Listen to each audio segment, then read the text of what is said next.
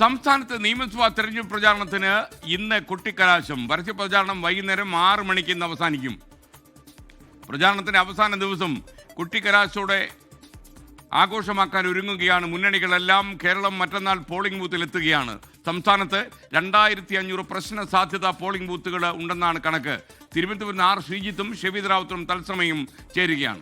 ആദ്യം ആർ ശ്രീജിത്തിലേക്ക്. Good morning Sreejith.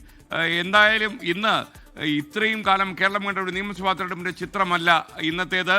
കാരണം അത്ര കൂടുതൽ മത്സരബുദ്ധി, അത്ര കൂടുതൽ ആരോപണങ്ങൾ, പ്രത്യാരോപണങ്ങൾ എന്ന് വേണ്ട ചിലയിടങ്ങളിലൊക്കെ കയ്യാങ്കളി, അങ്ങനെ തകർത്ത് മുന്നോട്ട് പോയി അവസാനം ആ ദിവസം വരുന്നു കൊട്ടിക്കലാശം. വിവരങ്ങൾ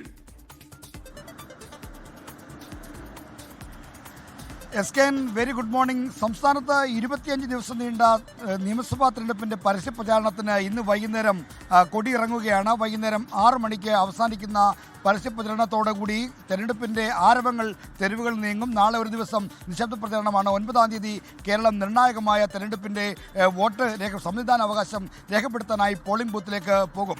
സംസ്ഥാനത്ത് തെരഞ്ഞെടുപ്പുമായി ബന്ധപ്പെട്ട് വലിയ തോതിലുള്ള ആവേശകരമായ പ്രചരണമാണ് നടന്നത്.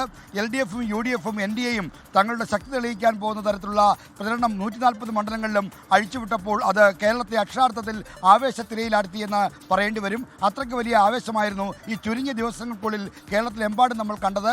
ശക്തമായ പോരാട്ടത്തിൽ ഭരണം നിലനിർത്താനാണ് LDFിൻ്റെ ശ്രമം. എന്നാൽ 10 കൊല്ലത്തെ അധികാര നഷ്ടം നികത്തിക്കൊണ്ട് അധികാരത്തിലേക്ക് തിരിച്ചു കയറാൻ UDFും കിടഞ്ഞു പരിശ്രമിക്കുന്നു.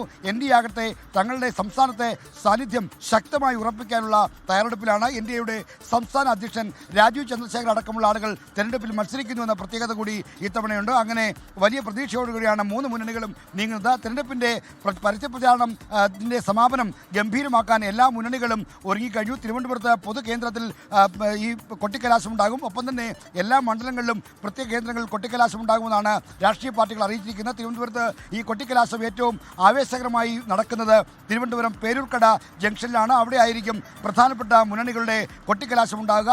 അവിടെ വട്ടിയൂർക്കാവ് മണ്ഡലമാണ്. അതുകൊണ്ട് തന്നെ K മുരളീധരനും VK പ്രശാന്തും ആർ ശ്രീലേഖയും ഒക്കെ തന്നെ അവരുടെ സാന്നിധ്യം ഉണ്ടാകും. അത്രയ്ക്ക് ആവേശകരമായ ഒരു കാഴ്ചയായിരിക്കും ഇന്ന് തിരുവനന്തപുരം നഗരത്തിൽ ഉണ്ടാകാൻ പോകുന്നത്. എന്തായാലും കൊട്ടിക്കലാശം ആവേശകരമാക്കാനുള്ള എല്ലാ തയ്യാറെടുപ്പുകളും രാഷ്ട്രീയ പാർട്ടികൾ തുടങ്ങിക്കഴിഞ്ഞു. രാവിലെ അതായത് വെളുപ്പിനെ മുതൽ തന്നെ അനൗൺസ്മെന്റ് വാഹനങ്ങൾ കൊണ്ട് നഗരവീഥികൾ നിറഞ്ഞു കഴിഞ്ഞു.